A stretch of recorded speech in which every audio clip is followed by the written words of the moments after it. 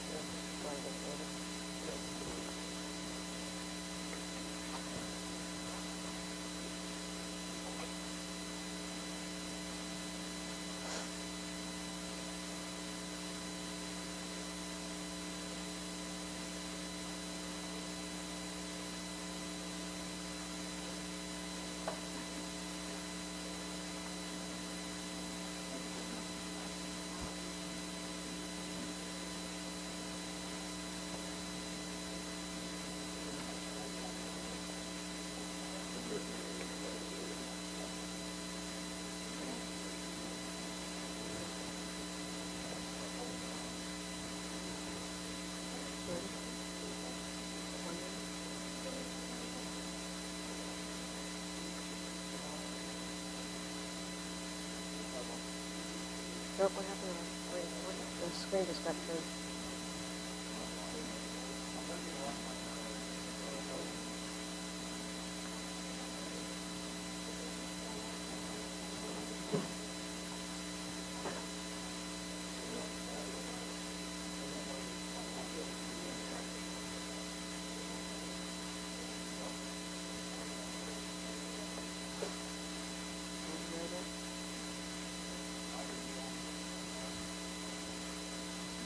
Goes through.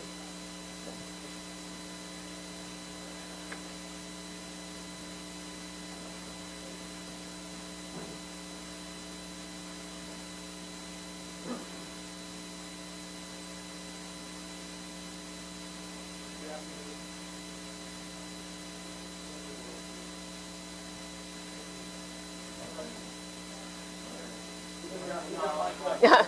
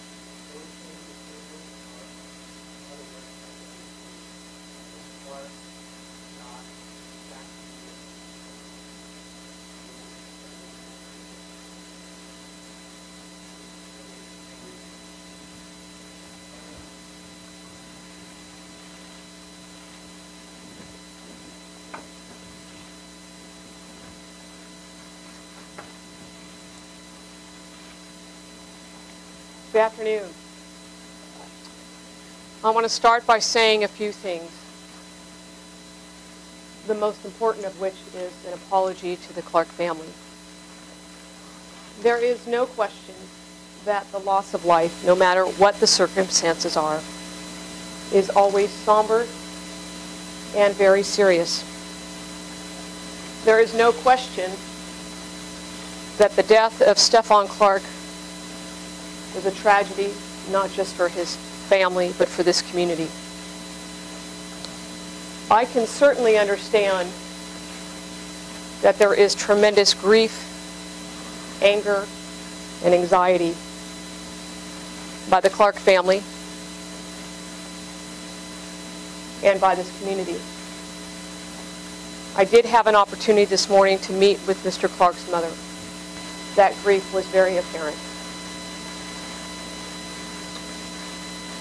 My job as the district attorney is to make sure that we conduct a full, fair, and independent review of the shooting. That job means that I follow the facts and the law, and that in that process of this review, that we treat everyone with dignity, grace, and fairness. Today, we will be presenting our findings of this review. I want to talk for a few minutes about the role of the district attorney's office before we go into the facts and the law.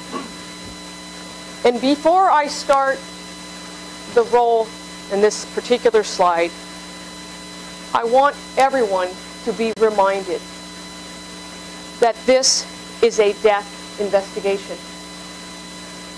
It is a death investigation. And as with the loss of any life, the details of that investigation can be very graphic, clearly very tragic. Graphic because a human being died. But even more graphic because we live in a world today, a world of technology, where those graphic details are captured on camera or on video, and ultimately the whole world can see. In this particular case, the investigation and the review included evidence of body-worn camera from the Sacramento Police Department, as well as video from the sheriff's helicopter that captured this event. The reality is, as prosecutors, we deal with graphic evidence every day. Every single day in that building across the street. We hear it, we see the real-life consequences of what happens in these types of cases. But the fact that we see that every day in our profession does not take away from the reality that we are viewing the loss of somebody's life.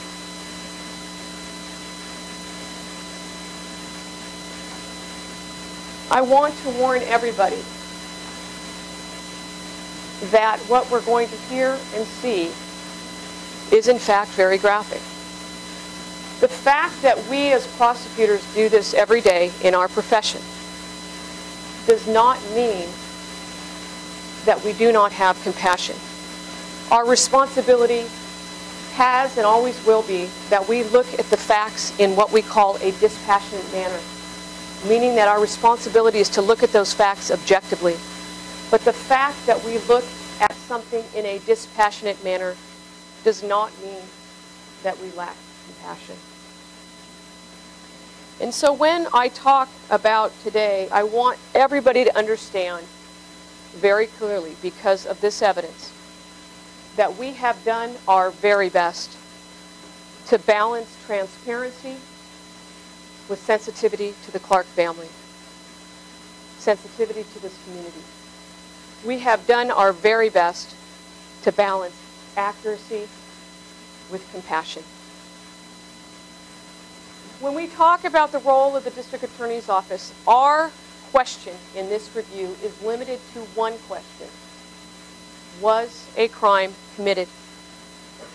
It is a question that we answer every day in our profession as prosecutors. It's a question that's posed to every district attorney's office across this state and across this country. Was a crime committed? That question demands the same evaluation that we do in all criminal cases. And here in Sacramento alone, we answer that question somewhere between 35 to 40,000 times a year. Was a crime committed? As prosecutors, and when I became a prosecutor almost 30 years ago, we all take the same oath. And that oath is to follow the law and the facts in making a decision. And I want to remind everyone, whether it's the media, whether it's the community, what those responsibilities are. And there's a jury instruction that's given in every criminal case in California. Every single criminal case, no matter what the charge, the jury, who would be the trier of fact, is told in every case, you must only decide the facts based upon the evidence presented. You must follow the law, whether you agree with that law or not. And you must not make a decision that is based upon bias or public opinion. And perhaps most importantly, in every criminal case, every day that jury is reminded that you must not decide the case until all of the facts are presented. Again, the single question we have today in our review was a crime committed? Now, I want to explain a few things which many people understand, but perhaps not everybody understands. And that is what our review does not address. Our review does not address if there is civil responsibility or civil liability on behalf of the officers or the police department in this case. Our review does not address any police policy and whether that policy may or may not have been violated. And our review does not address whether or not there were other police tactics that could have been used in this particular case.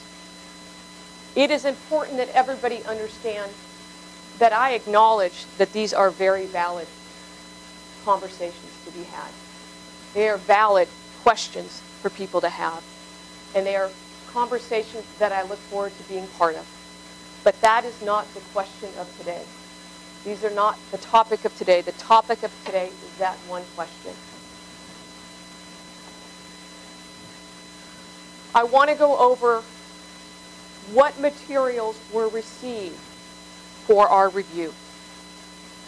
And before I do that, I want to just mention who in the DA's office was involved in this review.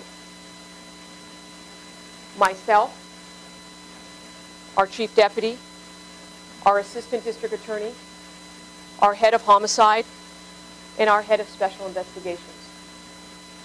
Combined, we have nearly 150 years of prosecutorial experience. Every one of us has been assigned to the homicide unit and handled homicides. Every one of us has extensive trial experience and tried many cases in the courtroom across the street. I say that because I want everyone to understand that we dedicated tremendous resources for the right reasons in this case. In terms of the timeline of these reports being received, I want to just mention that because I know that many people have been anxious and anticipating this and have questioned why is it taking so long. As many of you may know, our policy is to do our very best to issue our report and findings within 90 days of actually completing our review, or I'm sorry, 90 days of the investigation being complete. So in this case, the Sacramento Police Department delivered their report at the end of October. We then received the investigation reports from the Department of Justice in the middle of January. And then we received the independent experts report at the beginning of February. Again, we are within our policy, and we've done our very best to expedite this, but at the same time to balance that with a full, fair, independent review. So what was received? As you can see over here on the monitor, we received the Sacramento Police Department's full case file. We received the California Department of Justice report as well. We received 911 recordings. We received dispatch recordings and logs. We received a significant amount of body-worn camera, helicopter, in-car camera, surveillance, and crime scene recordings. Significant amount of that evidence. We also received photographs and diagrams. And we also received both audio and video recordings of witnesses that were interviewed through the course of this investigation. In addition to that, we also received crime lab reports from our crime lab. We received what we call a Cellbrite extraction report, which in essence is a phone analysis done on Mr. Clark's phone. We received the report of the outside expert, David Blake, Sacramento County Coroner's report, a report from a review of that coroner's report by Dr. Greg Reiber, and we also received a report from the San Diego Medical Examiner's Department that was required by the Department of Justice.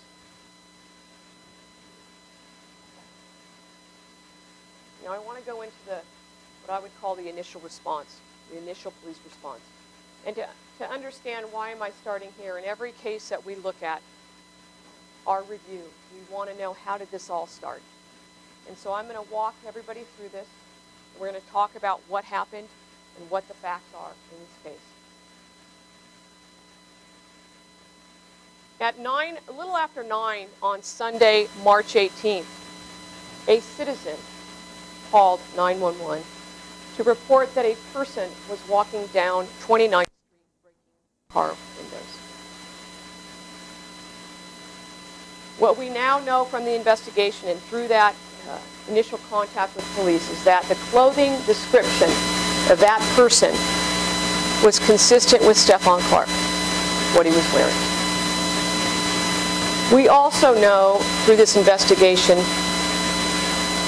that DNA analysis and other physical evidence shows that that person who was walking down 29th Street was in fact Stephon Clark. At the time, it wasn't known. The police officers never knew who the person was.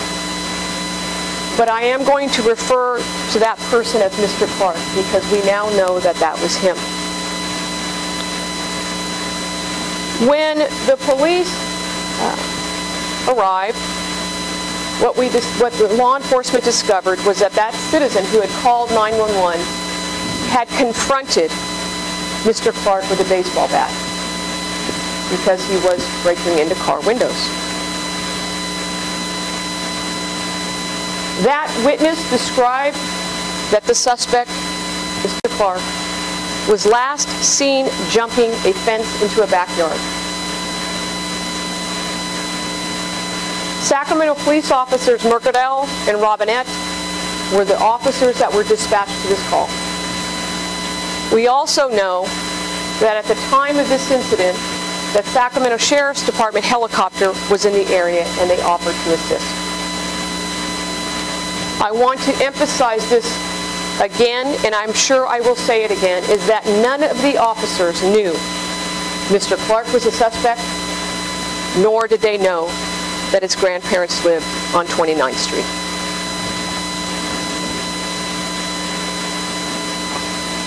I want to give an overall sense of this scene.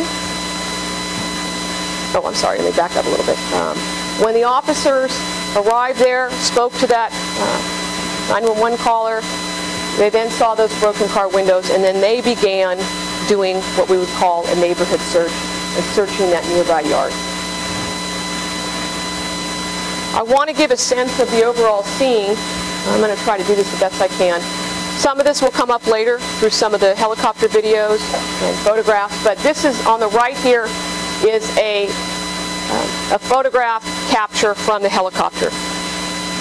And to orient people as to what we're talking about here is this is the house of Mr. Clarke's grandparents. 7572 is obviously, we all know, the scene of the shooting.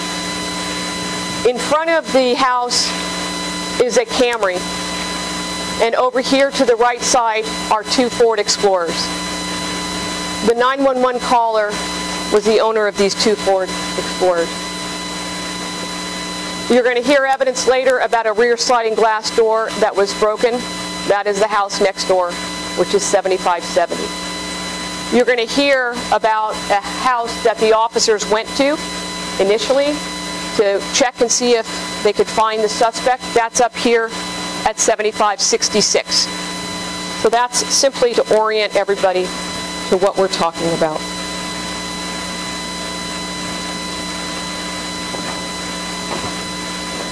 When the officers arrived, and I said that they noticed the car damage.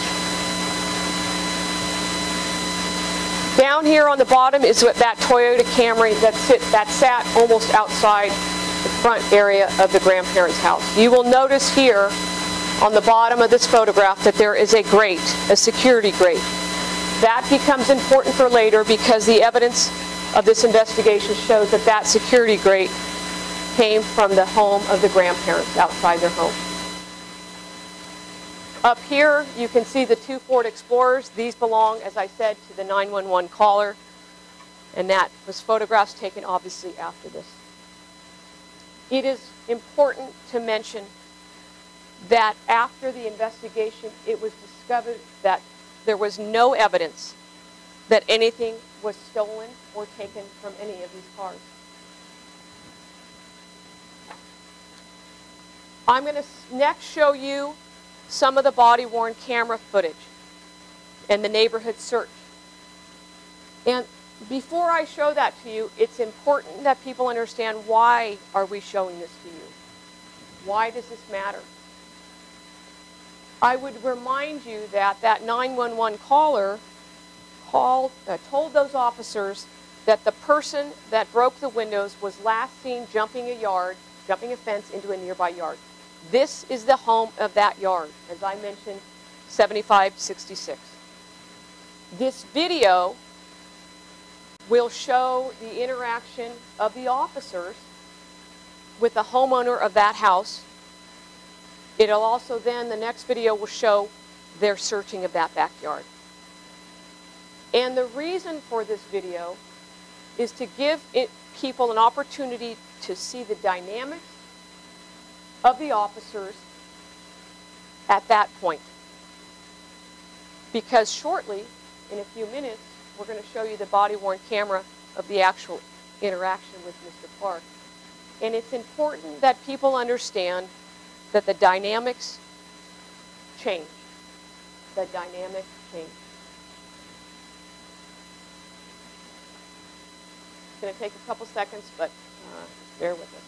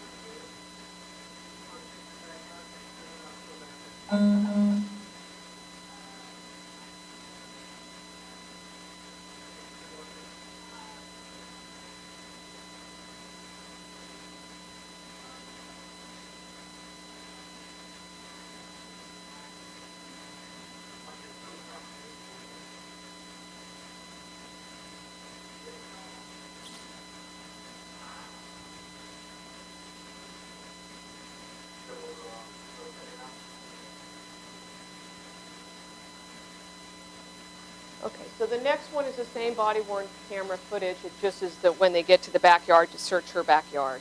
And what this next capture reveals is that they're searching that backyard.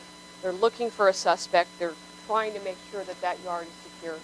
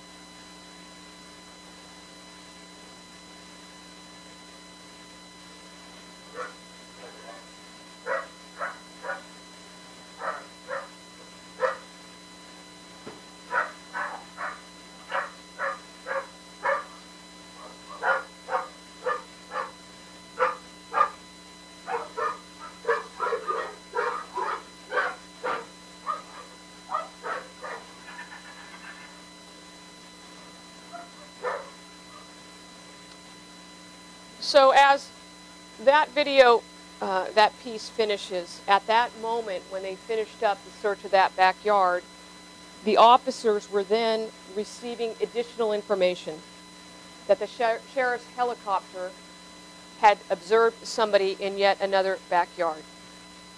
And those officers were then instructing the Sacramento police officers of what was going on. And I want to talk about the observations from the helicopter. And as I mentioned, the sheriff's department had that helicopter in the air. There was a deputy that was considered to be what they call the observer. And what that deputy observed was that Mr. Clarke, who he did not know at the time, but the suspect, was seen in another backyard, and he was staring into a rear sliding glass door. This is all occurring while the helicopter is overhead.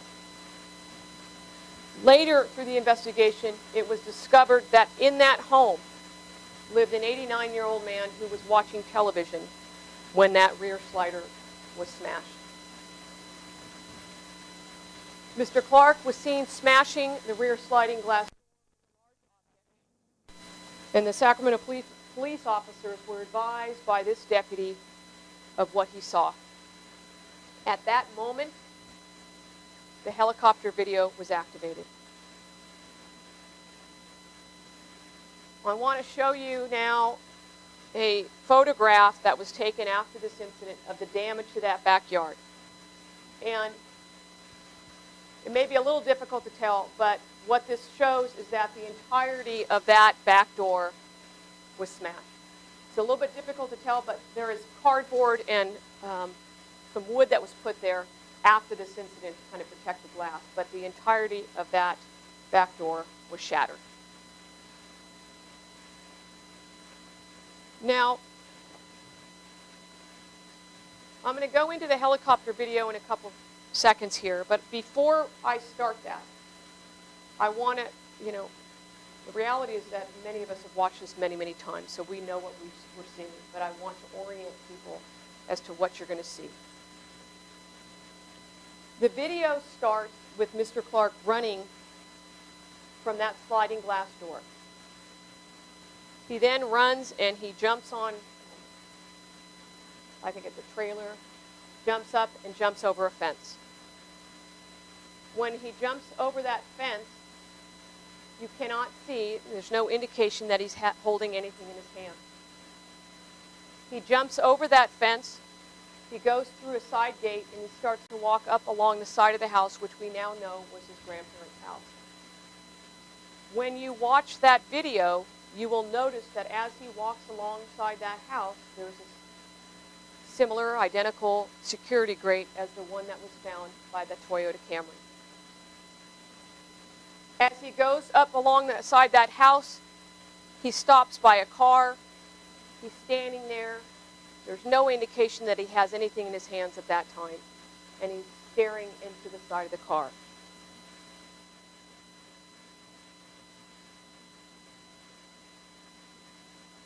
You will also hear the sheriff's helicopter deputies say that the only thing that he can tell about the suspect is that he's wearing a hoodie.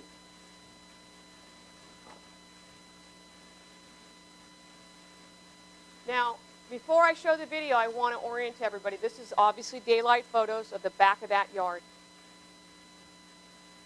Over here on the left, I'm going to start and move from left to right. This photograph here is the back of the house, and the far left portion is where the officers come around, and you will see ultimately they take cover behind the corner of that house. The middle photograph here is important because there's a picnic bench, and immediately to the right of that picnic bench is a chair. Over here on the left is another photograph that shows you the right-hand side of that house as you're looking at it, and as you can see, there is an open pathway back out to the front of that house.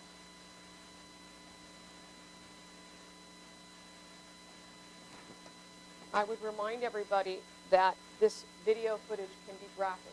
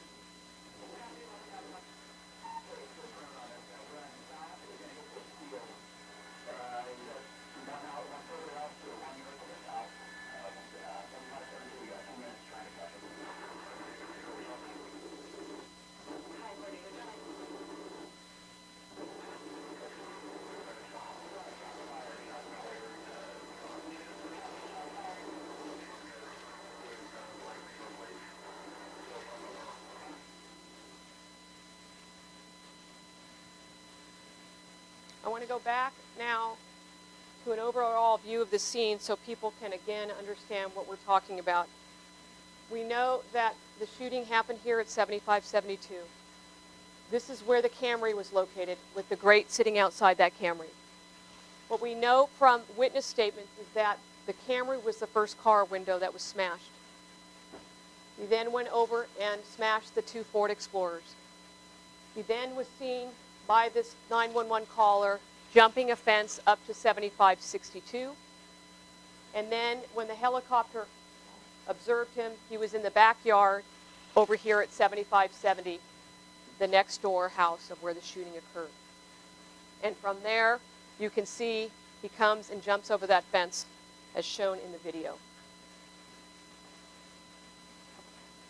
So what do we know at this point in terms of the facts at this point? We know that a citizen called 911 for help. We know that Mr. Clarke smashed 3 car windows, that he jumped fences into backyards,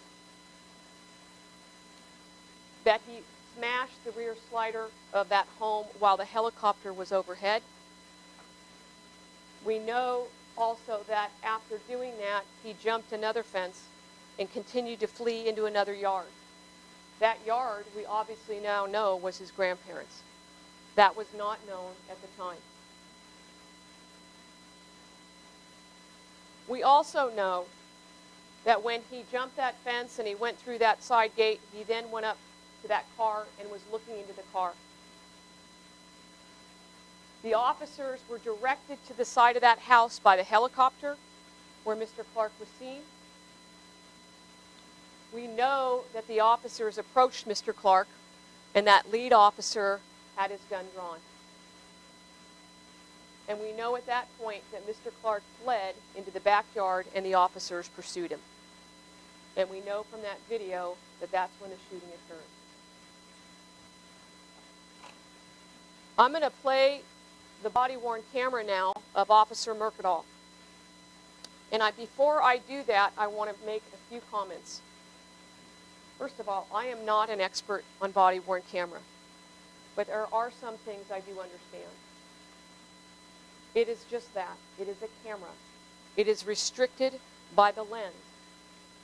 If I were to be standing here in front of you with a body-worn camera, and I have that on front of me, it may only show a few of you here, but that doesn't mean that you're not all here.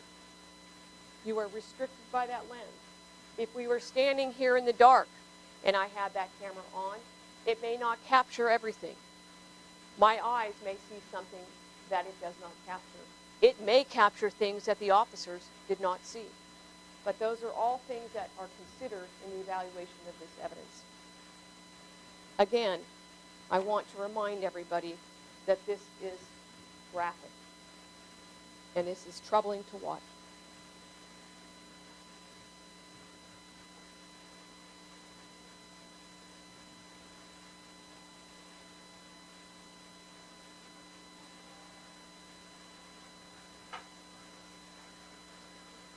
Over here, Jerry.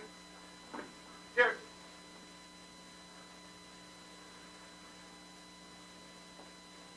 Hey! Show me your hands! Come on! Come on! Watch this stuff.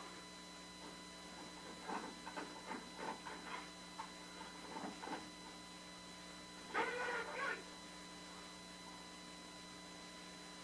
Show me your hands, get here!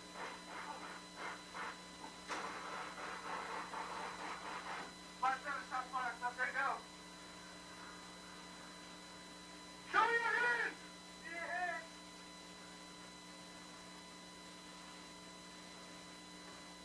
Watch that, knee down. No movement, we're going to use this unit.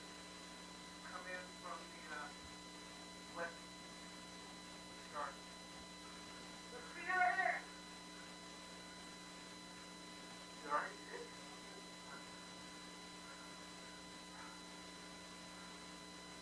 Still pointing. Yeah, I'm all right. I think I'm Henry.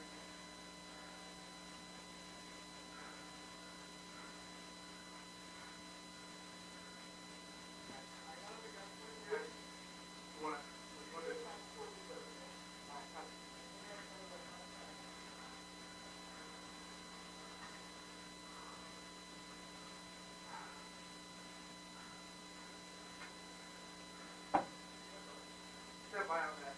He's still down, he's not moving. Can't see the guy.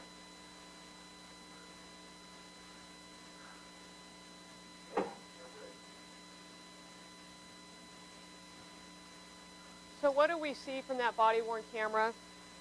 We see that Officer Mercadal yelled to Mr. Clarke, "Hey, show me your hands, stop, stop." We know that Mr. Clarke ran to the backyard and around that corner of the house into the backyard.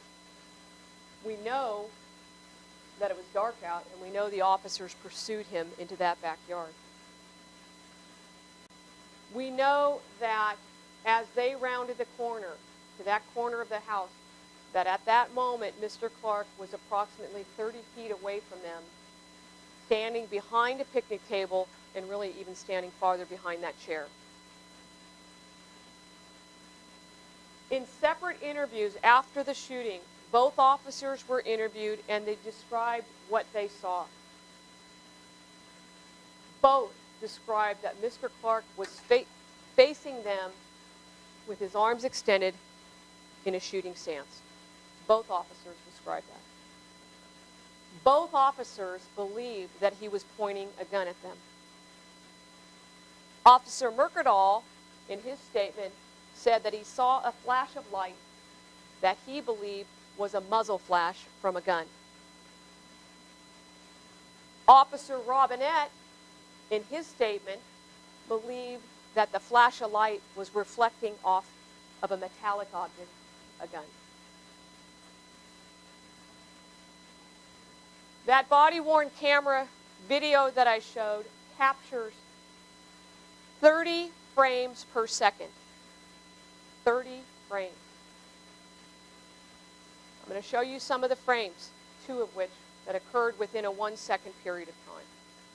On the left here is one of the captures of the frames from Officer Mercadal's body-worn camera, and over here you can see Mr. Clarke is at that picnic table facing the officers.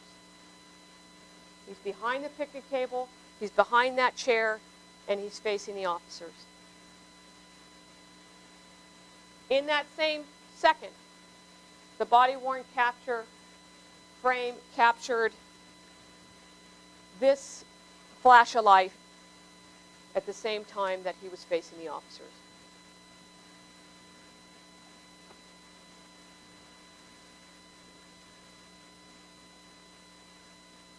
We know, in terms of the factual summary, that Officer Mercadal, when he rounded that corner of the house, that he yelled, "Show me your hand, gun." We know, by listening to this body-worn camera many times, and many times with headphones, that Mr. Clarke yelled back at the officers. We know that both officers immediately took cover. That's clear on the helicopter video. It's clear on the body-worn camera. And in fact, on the helicopter, you can actually see one of them pulling the other officer back for cover. We know that the officers then peered around that corner again, and that Mr. Clarke had, in fact, advanced on those officers. He had advanced on the officers. We know the second time that Officer Mercadal peered around that corner, he yelled, "Show me your hands, gun, gun, gun." And we know that the helicopter video conclusively shows that Mr. Clarke was, in fact, advancing on the officers. I'm going to show you now a slowed down clip of that helicopter video showing just that. You can see, to start, they're down behind the corner of the house.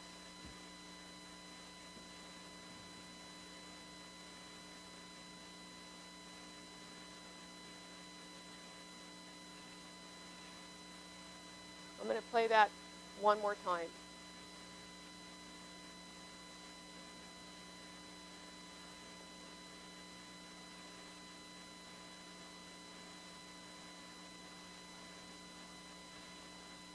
This is a screen capture of that video, which you can see the red arrows pointing to Mr. Clarke. He has now advanced along the side of that house in front of that picnic table towards those officers.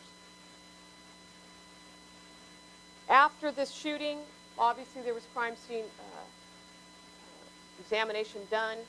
Again, back to the far left photo, we now have the distances. So we know from the point that the officers were at the corner of that house to the point where Mr. Clarke's body ultimately fell was approximately 15 feet.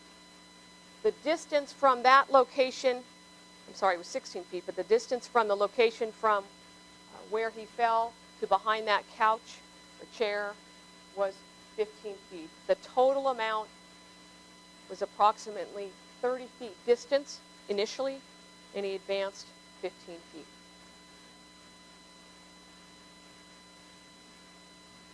Now, I want to go over what does the body-worn camera show immediately after the shooting. And I'll explain in a minute why this is relevant for our review.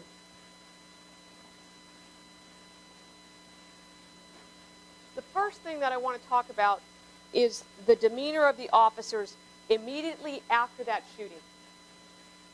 As you can recall, we showed you the neighborhood video of the officers interacting with the female lady that had the dogs and the interaction there.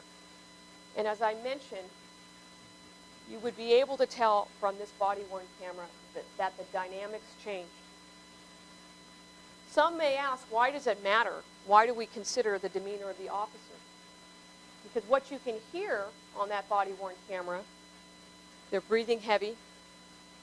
You can tell there's stress in their voices. And you can tell that the situation has become very tense and rapidly moving. These are all things that we must consider in our analysis. And what you can see clearly from the contrasting of the initial neighborhood search is that the dynamics change at that moment of time. There are also several statements made by the officers that are captured on that body-worn camera immediately after the shooting. In our world, as prosecutors, we call those spontaneous statements. And the reason they are called that is because there's an area of the law of evidence that says that we can use, or anybody can use, spontaneous statements to prove or disprove a certain fact. Spontaneous statements are, if you look at them from a common sense point of view, the point is that if you are under a stressful event and you make some kind of spontaneous statement under the excitement of that event, it is considered inherently reliable, it's considered trustworthy, and primarily it's considered trustworthy because the individuals do not have an opportunity to reflect on what is going on. These statements become highly relevant for our analysis. So what did those officers say on that body-worn camera as shown that we just showed you? Show me your hand. Let's see your hands. Officer Mercadal, you all right? You hit? Officer Robinette, yeah, I'm good. He was still pointing when I saw him again. You all right? Officer Mercadal, yeah, I'm all right. I don't think I'm hit or anything. The body-worn camera also shows, and you will have an opportunity to look at all of this with the full report, but you can tell on that video that the officers ultimately discuss a safe approach to removing the gun. Clearly, we all know he didn't have a gun. But those officers at that moment in time clearly did believe that. They discussed the safe approach to removing the gun.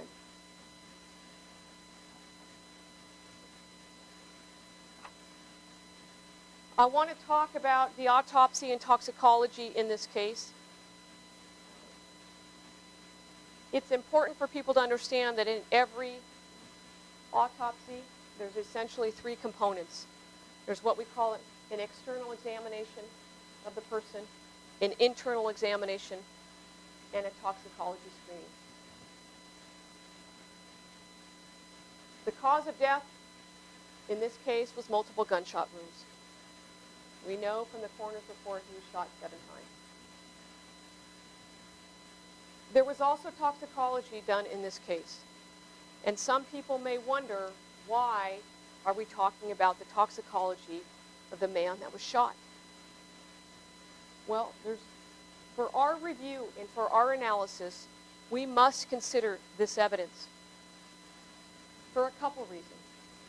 Because if somebody has stuff in their system drugs, or alcohol, that may have an impact on how they act or what's going on in their mind. A jury would be entitled to that information. But in addition, the toxicology results in this case become relevant for our analysis when I talk to you about what were the contents of Mr. Clarke's phone. In this case, Mr. Clarke had alcohol, Xanax, codeine, hydrocodone, marijuana, and cocaine metabolite. Again, we say this because it's important for our analysis, and we must consider it.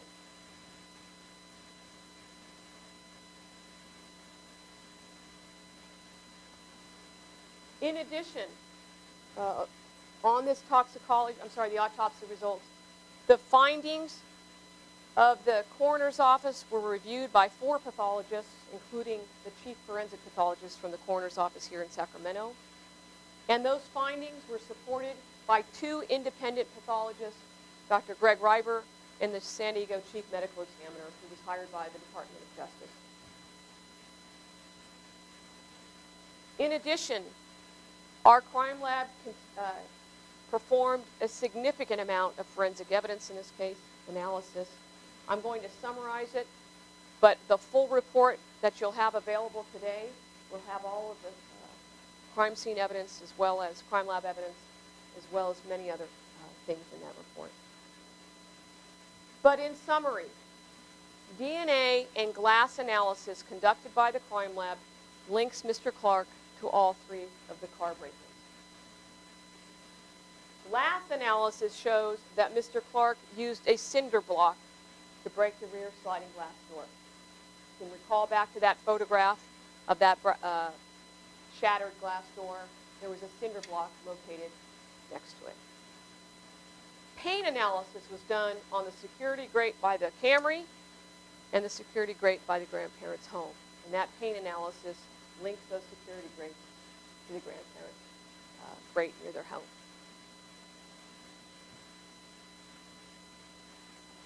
Now, I'm going to talk about the cell phone evidence in this case. And before I get into that, I want to make a few comments.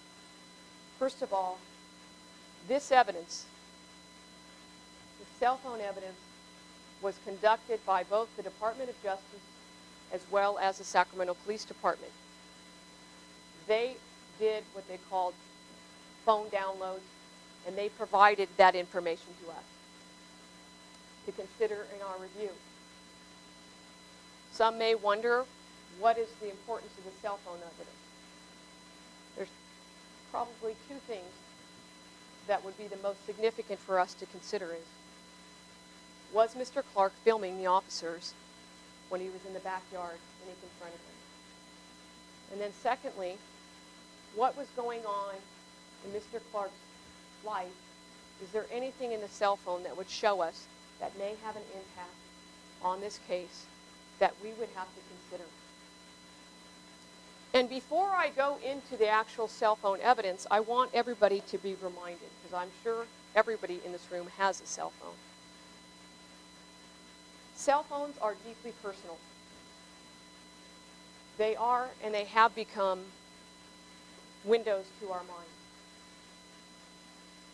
They become an extension of ourselves, and they tell us about some of our most deeply personal thoughts in our relationships with other human beings. In every death investigation here, law enforcement seeks to gather as much evidence to find an understanding of the circumstances.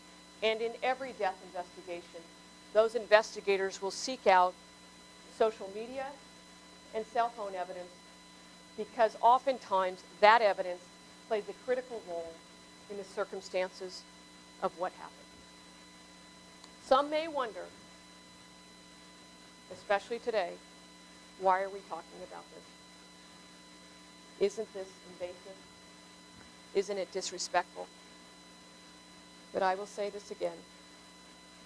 Our job, in truth, is to look at all the facts. If we're going to do our job correctly, we're going to consider all the facts, even the ones that are deeply personal and even the ones that may be intimate, and even the ones that may be uncomfortable for us to talk about.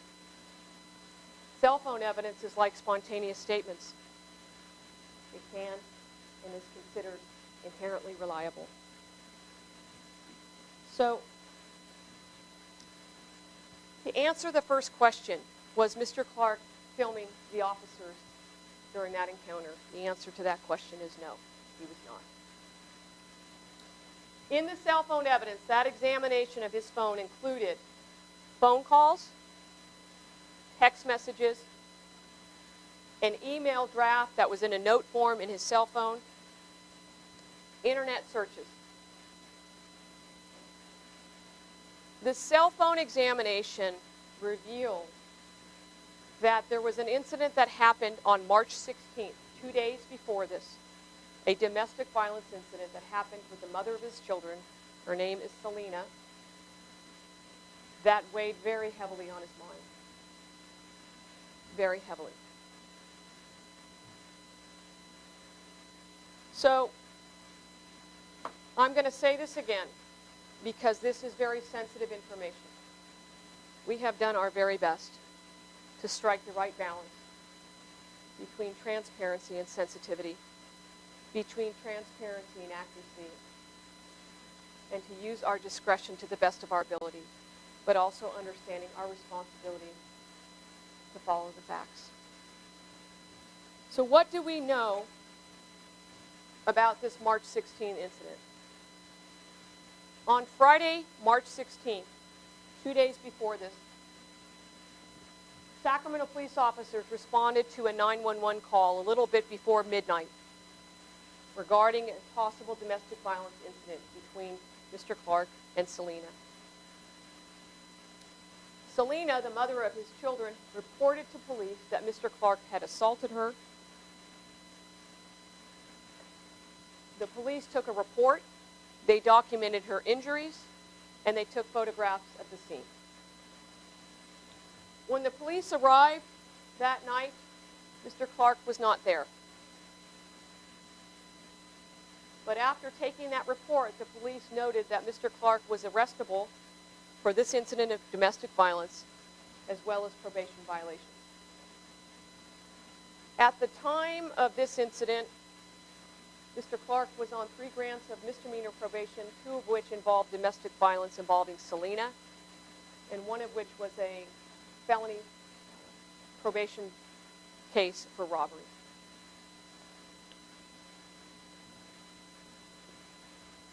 When we understand this March 16th incident and you consider it with all the forensic cell phone evidence, you can see that there were many things weighing heavily on his mind. What we know from the cell phone evidence is that in the 12 hours after that March 16th incident, Mr. Clarke tried to call Selena 76 times. 76 times. We know that Mr. Clarke made calls and texts to his probation officer, but because it was a weekend, he was not able to connect. We also know from the cell phone analysis that Mr. Clarke searched the Sacramento District Attorney's website regarding domestic violence. We also know that he searched the Sacramento Police Department's online reporting system. We also know from his phone that he drafted an email to law enforcement denying this March 16th incident and stating, quote, "I'm pretty scared I'm going to be put in jail."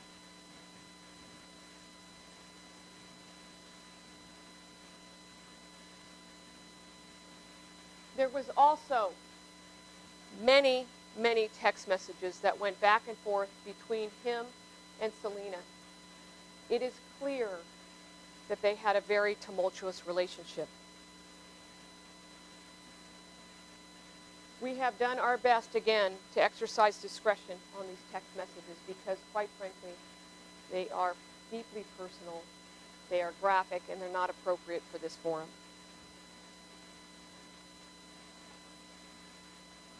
These are just examples, and they have been blurred out, obviously, to protect the sensitivity of this.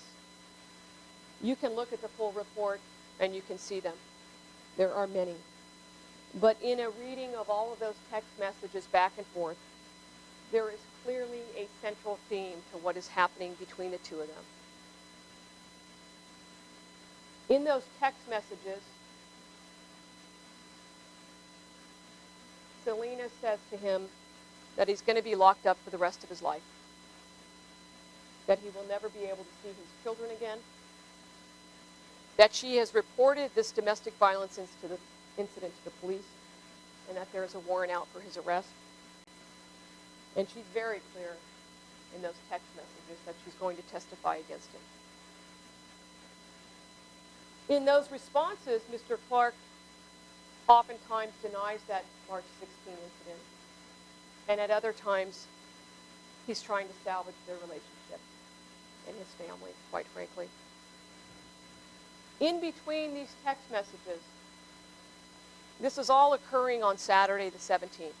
So we have Friday the 16th is the domestic violence incident.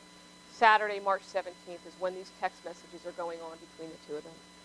In between these text messages, Mr. Clarke starts to search the internet. And those internet searches involve suicide. He searches over 24 sites about how one can commit suicide. And the focus of those are primarily on how does one do it by drug ingestion.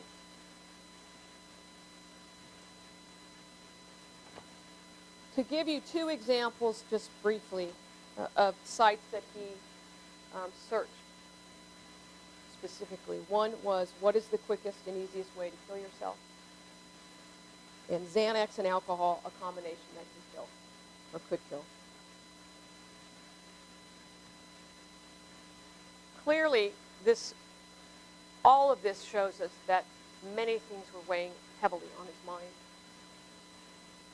In the phone analysis, there were texts and phone calls showing that he was seeking drugs, in particular Xanax, and then in fact he had obtained them. The last text message that Mr. Clarke had with Selena was on Saturday evening around 8 o'clock. He had sent her some text messages asking her if he wanted her to kill himself. She did not reply. He then sent a text message to her with a photograph of his hand holding 10 Xanax pills.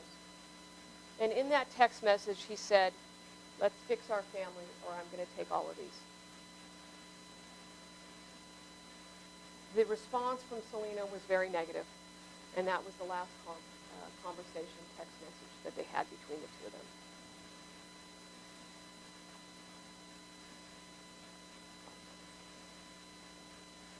I want to now kind of shift a little bit and talk about what our responsibility. We talked about the facts that came out in this investigation that were delivered to us.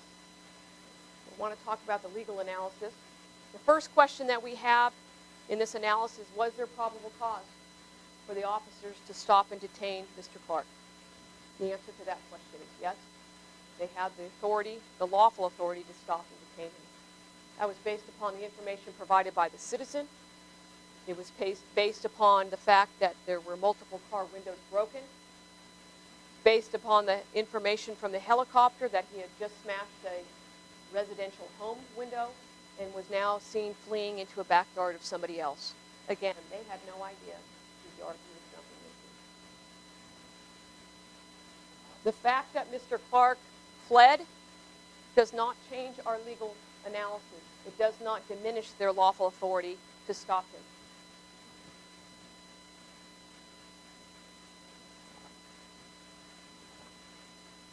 They had probable cause to stop and detain him. The next question, which is the central question in this case, has to do with the law that provides that a police officer or any other person is justified in using deadly force if the officer honestly and reasonably believes that he or another person is in imminent danger of death or great bodily injury from the actions of the person who was shot. This law has been in existence from what we call the common law, which means it came before our country even started. You can look at the guiding principles of our Constitution and the case law that's come down from it. This law is not just law in Sacramento or California. It is the same law across this country. The officers and the citizens have the same rights. This law applies to anyone equally. The question then is, using this law, the question is, was the use of force lawful? Was the use of force in this case lawful? And we as prosecutors are guided by the U.S. Supreme Court law that deals with what we call use of force. And that Supreme Court law provides us principles and guidelines that we must follow. The law requires that we decide or we judge the reasonableness of an officer's actions based upon the circumstances confronting them at that moment of time. We must judge it at that moment in time. We must recognize, and this comes right out of the case law, we must recognize that they are often forced to make split-second decisions. We must also recognize that they are under tense, uncertain, and rapidly evolving circumstances. And we must understand that we cannot do it with the benefit of 20/20 hindsight. We must address it at that moment in time that they were confronted. So I want to talk about this concept of honest and reasonable belief, because that is the crux of this whole case. Did the officers have an honest and reasonable belief that they needed to defend themselves? I'm going to first talk for just a few minutes about Mr. Clarke's conduct when he interacted with them that night. And some may wonder, why does that matter? Why does it matter what he did? Because what he did has a bearing on the officers, whether it was honest, whether it was reasonable. And the jury would be entitled to this information. So what we know from the conduct of Mr. Clarke is that we know he fled from the officers after being told to stop. We know that he continued into the backyard. And we know that when he continued into the backyard, he rounded that corner and he went to the end of that yard and he turned around. He didn't continue to flee. He turned around and he was in a shooting stance with his arms extended. We know that when the officers yelled, "Show me your hands," he did not stop. He continued to advance. We know that from the helicopter video. We know it because the officers said that's what he did. We know the second time around that corner, again, he was still advancing, same position, arms out on those officers. We must also look at the conduct of the officers both immediately before, during, and after that shooting. Because again, the question is, did they have an honest and reasonable belief that they needed to defend themselves? We know as they rounded that corner, Officer Mercadal yelled that, what I said, "Show me your hands, gun." We know that in fact, Officer Mercadal grabbed his partner to pull him back behind the corner of that house. We know that that spontaneous statement supports their belief. We know that Officer Mercadal yelled again. We know that the body-worn camera shows that flash of light, consistent with what the officers said. Mercadal said they thought it was a muzzle flash. Robinette said he believed it was light reflecting off a gun. And we know that both officers, as well as that helicopter video, shows that Mr. Clarke was advancing on them as they peered around that corner. And then when we talk about what happened right immediately after, those statements that they said, those spontaneous statements became very critical for our review. "You okay? You hit. He was still pointing at me. I don't see the gun." All of those statements that those officers made within the seconds after the shooting support the belief that they honestly, without hesitation, believed he had a gun.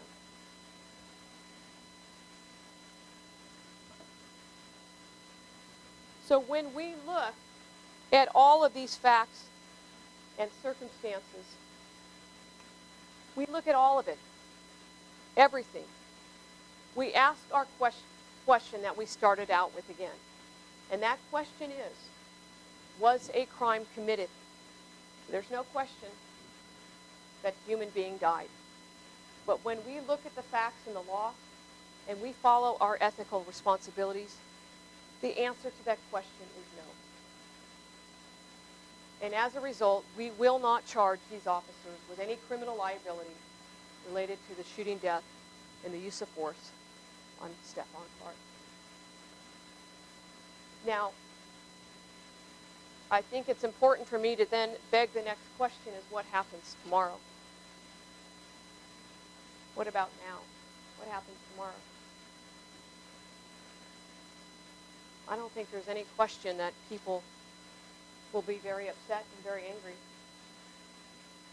But I want people to understand the fact that no criminal charges will be filed in this case does not diminish in any way the tragedy, the anger, the frustration that we've heard since the time of his death. We cannot ignore that. We cannot, as me as an elected official, me as a public safety leader, me as a human being, we cannot ignore that there is essentially a rage in our community. We have an obligation to hear their voices. We have heard them. And we have an obligation to stand together so that everyone has the same opportunity. And we do what I've often said, which is to narrow that opportunity gap. Again, it is our responsibility, not just as human beings, but people that work in this profession, that we do everything we can to make sure that every person's voice is heard and that we address the changes that need to be made. Thank you. And with that, we'll take some questions. Yes, sir. I'd like you to compare the findings of this case in this officer not charged with the Joseph Mann case and with the broad daylight and stuff like that, and still an officer not charged in that situation. I'm not going to compare this case to any other case. I'm only here to talk about this case. Can you explain the decision to bring up searches online for suicide? Is it suggesting that suicide might conflict? I'm not suggesting that. No, I'm not. But I think it's quite clear that Mr. Clarke was in a state of despair, and he was impaired. And it's very sad because no human being should be in that position. But the truth is that a jury would be entitled to that information if we brought charges. And we have to consider that. So that's why I kept saying all along, this is very sensitive, and it's not comfortable, but it is relevant. Yes.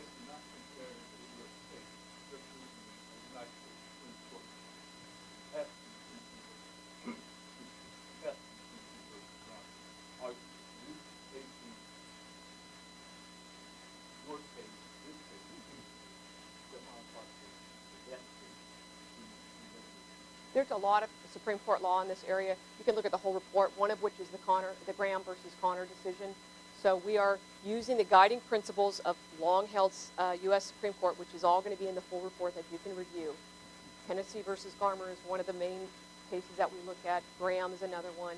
But I would urge you to look at the full report because it's going to show all the cases that we've considered. But I just wanted to summarize kind of what is the body of law that we follow. So do you think that legal standard is the appropriate one, considering whether a shooting is justified, or would you suggest that the separate standard be changed? Well, I know obviously there's legislative efforts to change the use of force. Do you support that? I think, well, what I support is that we do everything we can to improve outcomes. And today, I'm not going to talk about the legislation. I support whatever we can do to improve outcomes. I haven't, spent all the time studying that. But today is not the day for me to talk about legislation. Today is the day for me to talk about this case. Does this standard keep our community safe, the legal standard that we have? I'm not sure how to even answer. I know what my job is to follow the facts and the law, and that's the standard. A lot of people, first of all, Clarke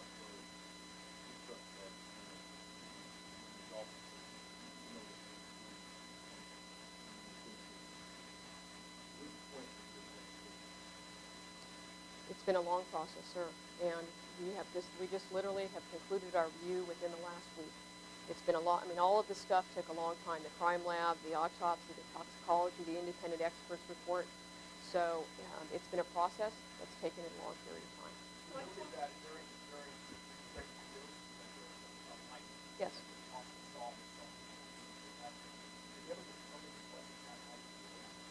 I'm not sure we'd ever be able. We just know there's a flash of light. There's no evidence he was reporting on the cell phone. We know that he had his hand, the phone was out because the phone was taken out, or was found underneath his body. We know the phone was not out when he jumped the fence and then was standing by the car. So the phone came out in the backyard. I'm not sure how we would do that. We just know there was a flash of light. Yes.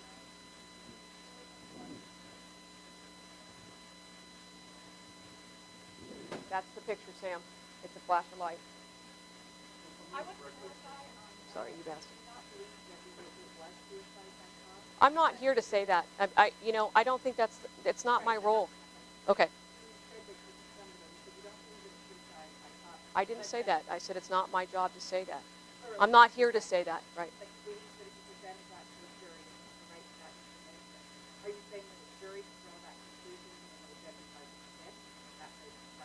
I'm saying a jury would be able to consider that evidence to assist them in trying to understand Mr. Clarke's behavior.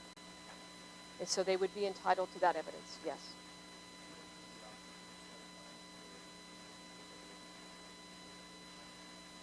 Well, they didn't have their cell phones out at the time of the shooting.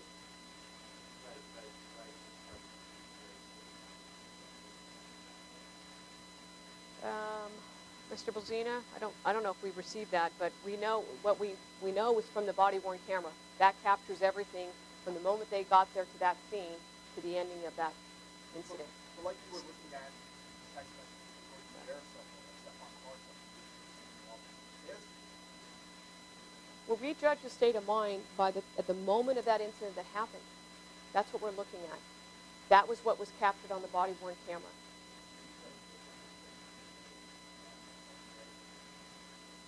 Well, we judged what happened in the 2 days leading up to it because clearly he was heavily impacted by what happened on March 16th.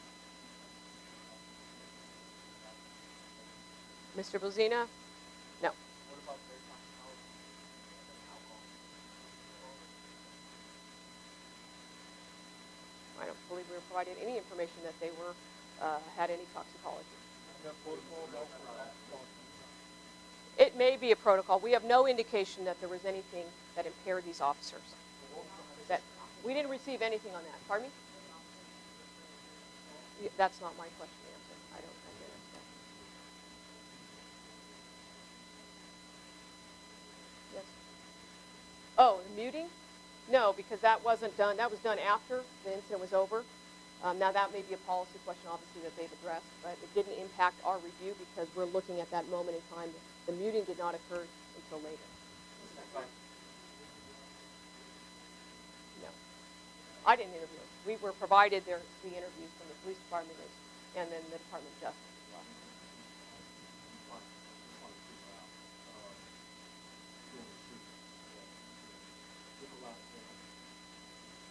Far off about 2 rounds and then say, short, that's part of it.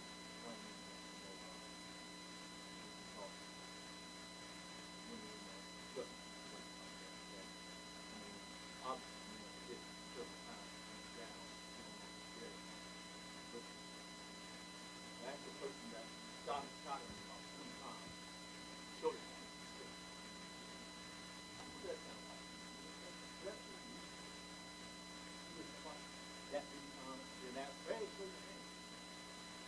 Well, the legal analysis that we have to look at is what we call the use of force. The question of how many shots are fired are a tactical policy question. Our question is, were they lawful in their use of force? That's the question. And I know it may be frustrating because there's a lot of shots fired. He was hit 7 times. And I understand that, but that's a question that you should ask Chief on. I'm sorry, we've got to have one at a time, you guys.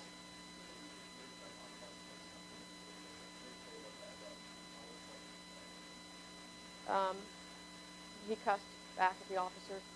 You can listen to that on the body-worn camera. Yeah, you can listen to it, and you may need to use enhancements, but you can. Just that he used the grate to smash the Camry window.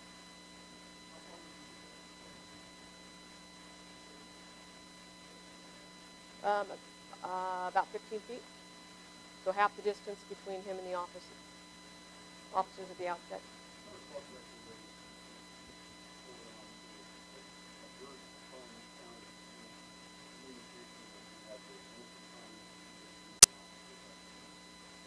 I don't believe those were, no, there's no indication he had those on at the time.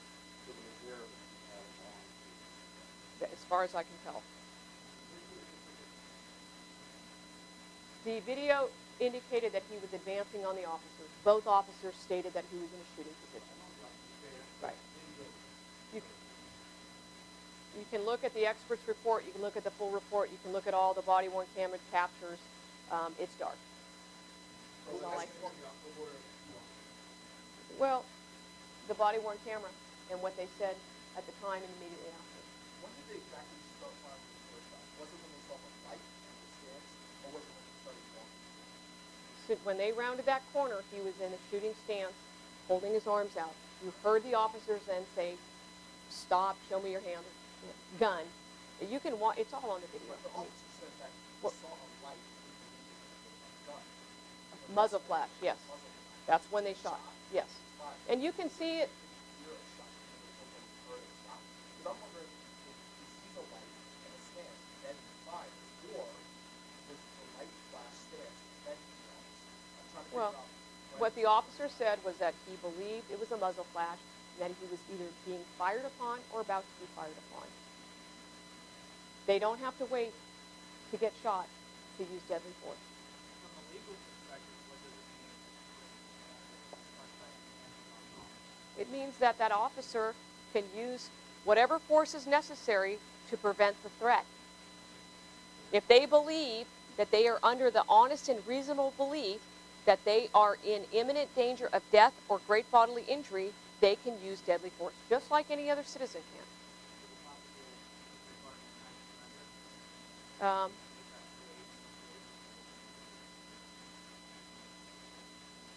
There's no indication that that was happening. He was advancing against the officers.